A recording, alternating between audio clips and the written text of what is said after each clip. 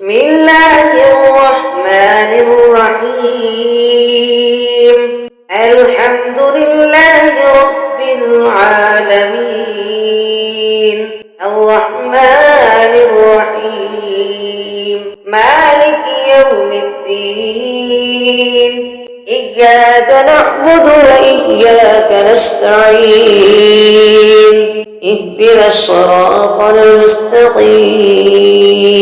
صراط الذين أنعمت عليهم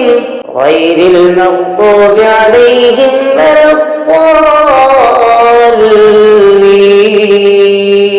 بسم الله الرحمن الرحيم.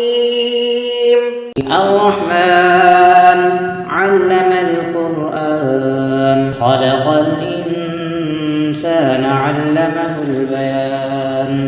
الشمس والقمر بحسبان، والنجم والشجر يسجدان. والسماء رفعها ووضع الميزان، ألا تطغوا في الميزان وأقيموا الوزن بالقسط ولا تخسروا الميزان. والأرض وضعها للأنام، فيها فاكهة والنخل ذات الأكمام والحب ذو العصف والريحان. فبأي آلاء ربكما تكذبان؟ خلق الإنسان من صلصال كالفخار، وخلق الجان من مارج من نار. فبأي آلاء ربكما تكذبان؟ رب المشرقين ورب المغربين، فبأي آلاء ربكما تكذبان؟ مرج البحرين يلتقيان، بينهما برزخ لا يبغيان. فبأي آلاء ربكما تكذبان؟ يخرج منهما اللؤلؤ والمرجان. فبأي آلاء ربكما تكذبان؟ وله الجوار المنشآت في البحر كالأعلام. فبأي آلاء ربكما تكذبان؟ كل من عليها فان، ويبقى وجه ربك ذو الجلال والإكرام. فبأي آلاء ربكما تكذبان؟ يسأله من في السماوات والأرض كل يوم هو في شأن. فبأي آلاء ربكما تكذبان؟ سنفرغ لكم أيها الثقلان. فبأي آلاء ربكما تكذبان؟ يا معشر الجن والإنس إن استطعتم أن تنفذوا من أقطار السماوات والأرض فانفذوا، لا تنفذون إلا بسلطان. فبأي آلاء ربكما تكذبان؟ يرسل عليكما شواظ من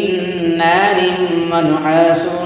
فلا تنتصرون. فبأي آلاء ربكما تكذبان؟ فإذا انشقت السماء فكانت وردة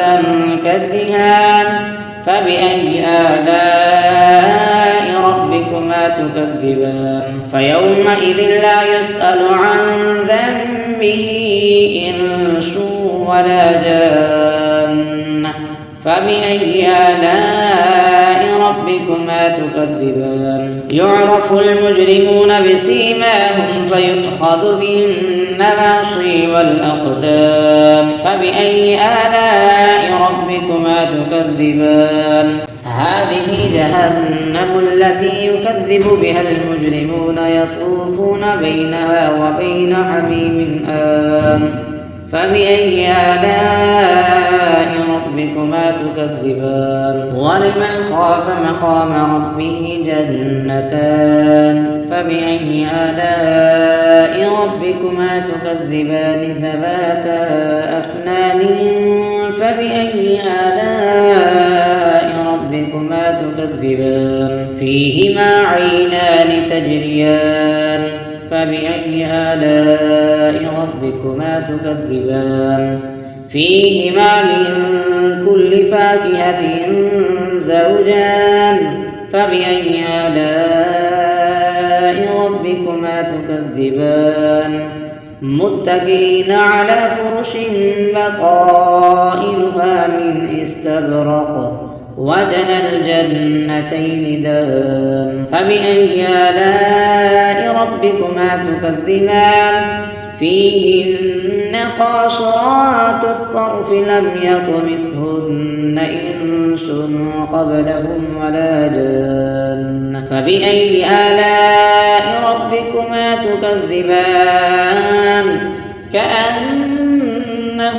الياقوت والمرجان فبأي آلاء ربكما تكذبان هل جزاء الإحسان إلا الإحسان فبأي آلاء ربكما تكذبان ومن دونهما جنتان فبأي آلاء ربكما تكذبان مدهامتان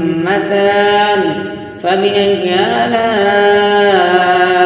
ربكما تكذبان فيهما عينان نضاختان فبأي آلاء ربكما تكذبان فيهما فاكهة ونخل ورمان فبأي آلاء ربكما تكذبان فيهن خيرات حسان فبأي آلاء ربكما تكذبان حور مقصورات في الخيام فبأي آلاء ربكما تكذبان لم يطمثهن إنس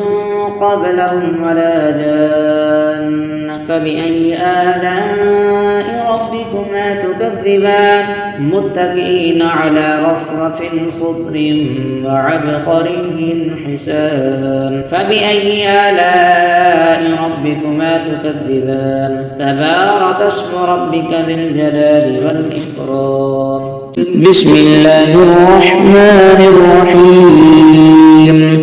تبارك الذي بيده الملك وهو على كل شيء قدير الذي خلق الموت والحياة ليبلوكم أيكم أحسن عملا وهو العزيز الغفور الذي خلق 7 سماوات طباقا ما ترى في خلق الرحمن من تفاوت فارجع البصر هل ترى من فطور ثم ارجع البصر كرتين ينقلب إليك البصر خاسئا وهو حسير ولقد زينا السماء الدنيا بمصابيح وجعلناها رجوما للشياطين وأعتدنا لهم عذاب السعير وللذين كفروا بربهم عذاب جهنم وبئس المصير إذا ألقوا فيها سمعوا لها شهيقا وهي تفور تكاد تميز من الغيظ كلما ألقي فيها فوج سألهم خزنتها ألم يأتكم نذير قالوا بلى قد جاءنا نذير فكذبنا وقلنا ما نزل الله من شيء إن أنتم إلا في ضلال كبير وقالوا لو كنا نسمع أو نعقل ما كنا في أصحاب السعير فاعترفوا بذنبهم فسحقا لأصحاب السعير إن الذين يخشون ربهم بالغيب لهم مغفرة وأجر كبير وأسروا قولكم أو اجهروا به إنه عليم بذات الصدور ألا يعلم من خلق وهو اللطيف الخبير هو الذي جعل لكم الأرض ذلولا فامشوا في مناكبها وكلوا من رزقه وإليه النشور أأمنتم من في السماء أن يخسف بكم الأرض فإذا هي تمور أم أمنتم من في السماء أن يرسل عليكم حاصبا فستعلمون كيف نذير ولقد كذب الذين من قبلهم فكيف كان نكير أفلم يروا إلى الطير فوقهم صافات ويقبضن ما يمسكهن إلا الرحمن إنه بكل شيء بصير أمن هذا الذي هو جند لكم ينصركم من دون الرحمن إن الكافرون إلا في غرور أمن هذا الذي يرزقكم إن أمسك رزقه بل لجوا في عتب ونفور أفمن يمشي مكبا على وجهه أهدى أمن يمشي سويا على صراط مستقيم قل هو الذي أنشأكم وجعل لكم السمع والأبصار والأفئدة قليلا ما تشكرون قل هو الذي ذرأكم في الأرض وإليه تحشرون ويقولون متى هذا الوعد إن كنتم صادقين قل إنما العلم عند الله وإنما أنا نذير مبين فلما رأوه زلفة سيئت وجوه الذين كفروا وقيل هذا الذي كنتم به تدعون قل أرأيتم إن أهلكني الله ومن معي أو رحمنا فمن يجير الكافرين من عذاب أليم قل هو الرحمن آمنا به وعليه توكلنا فستعلمون من هو في ضلال مبين قل أرأيتم إن أصبح ماؤكم غورا فمن يأتيكم بماء معين الله ربنا ورب العالمين صدق الله العظيم بسم الله الرحمن الرحيم ياسين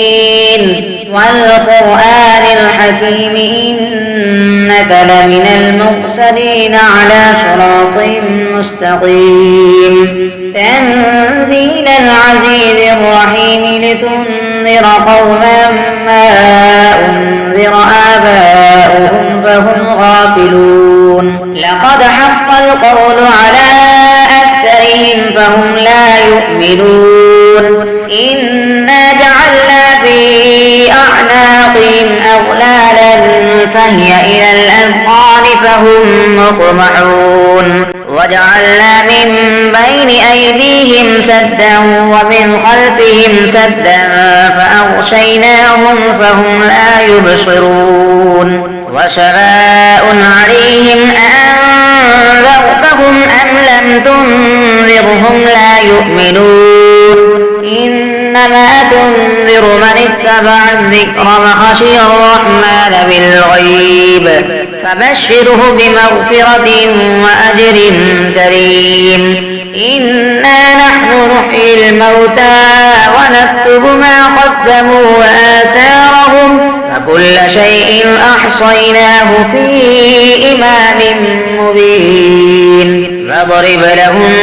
مثلا أصحاب القرية إذ جاءها المرسلون إذ أرسلنا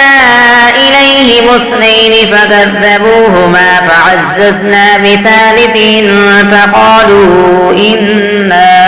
فقالوا إنا إليكم مرسلون قالوا ما أنتم إلا بشر مثلنا وما أنزل الرحمن من شيء إن أنتم إلا تكذبون قالوا ربنا يعلم إنا إليكم لمرسلون وما علينا إلا البلاغ المبين قالوا إنا تطيرنا بكم لئن لم تنتهوا لنرجمنكم وليمسنكم منا عذاب أليم قالوا طائركم معكم أئن ذكرتم بل أنتم قوم مسرفون وجاء من أقصى المدينة رجل يسعى قال يا قوم اتبعوا المرسلين اتبعوا من لا يسألكم أجرا وهم مهتدون وما لي لا أعبد الذي فطرني وإليه ترجعون أتخذ من دونه آلهة إن يردني الرحمن بضر لا تغن عني شفاعتهم شيئا ولا ينقذون إني إذا لفي ضلال مبين إني آمنت بربكم فاسمعون قيل ادخل الجنة قال يا ليت قومي يعلمون بما غفر لي ربي وجعلني من المكرمين وما أنزلنا على قومه من بعده من جند من السماء وما كنا منزلين إن كانت إلا صيحة واحدة فإذا هم خامدون يا حسرة على العباد ما يأتيهم من رسول إلا كانوا به يستهزئون ألم يروا كم أهلكنا قبلهم من القرون أنهم إليهم لا يرجعون وإن كل لما جميع لدينا محضرون وآية لهم الأرض الميتة أحييناها وأخرجنا منها حبا فمنه يأكلون وجعلنا فيها جنات من نخيل وأعناب وفجرنا فيها من العيون ليأكلوا من ثمره وما عملته أيديهم أفلا يشكرون سبحان الذي خلق الأزواج كلها مما تنبت الأرض ومن أنفسهم ومما لا يعلمون وآية لهم الليل نسلخ منه النهار فإذا هم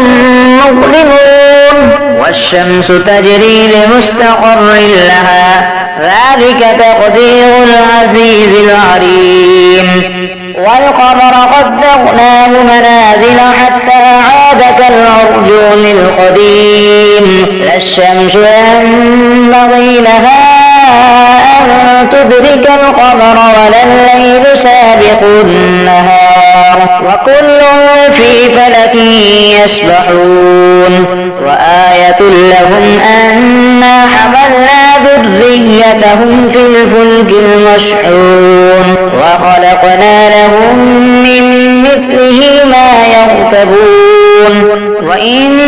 نشأ نغرقهم فلا صريخ لهم ولا هم ينقذون إلا رحمة منا ومتاعا إلى حين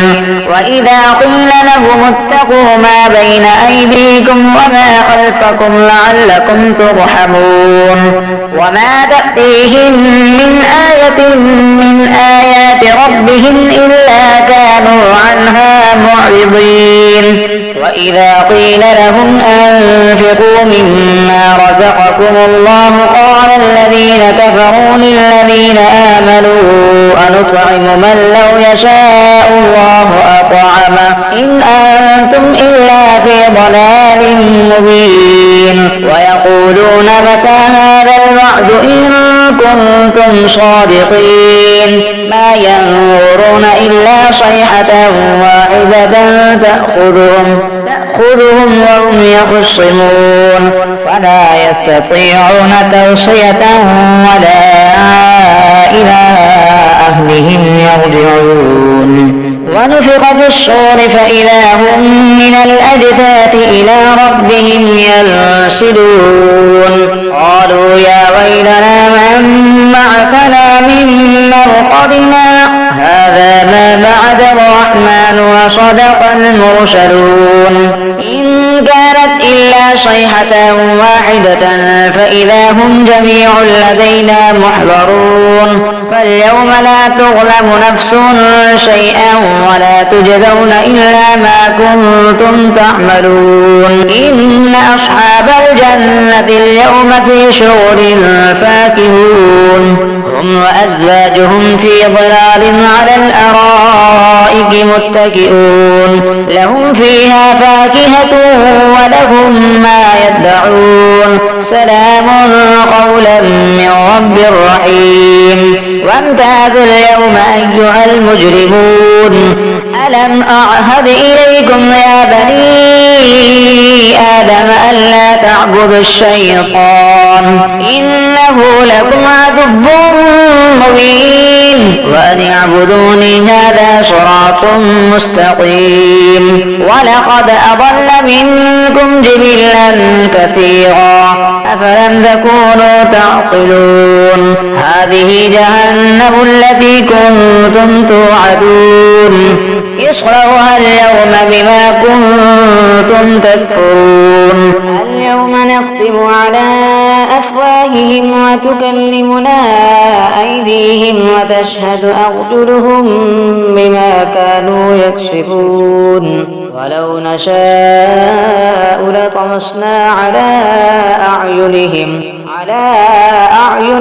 فاستبقوا الصراط فأنى يبصرون ولو نشاء لمسخناهم على مكانتهم فما استطاعوا مضيا ولا يرجعون فمن نعمره ننكسه في الخلق أفلا يعقلون وما علمناه الشعر وما ينبغي له إن هو إلا ذكر وقرآن مبين لينذر من كان حيا ويحق القول على الكافرين أفلم يروا أنا خلقنا لهم مما عملت أيدينا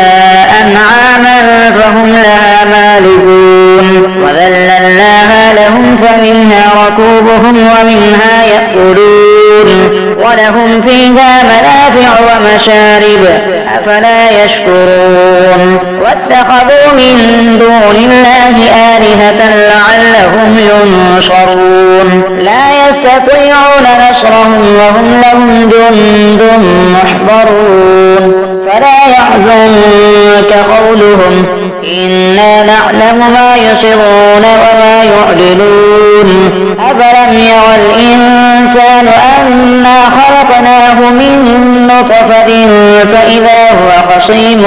مبين فضرب لنا مثلا ونسي خلقه قال من يحيي العظام وهي رميم قل يحييها الذي أنشأها أول مرة وهو بكل خلق عليم الذي جعل لكم من الشجر الأخضر نارا فإذا أنتم منه توقدون أفليس الذي خلق السماوات والأرض بقادر على أن يخلق مثلهم بلى وهو الخلاق العليم إنما أمره إذا أراد شيئا أن يقول له كن فيكون فسبحان الذي بيده ملكوت كل شيء وإليه ترجعون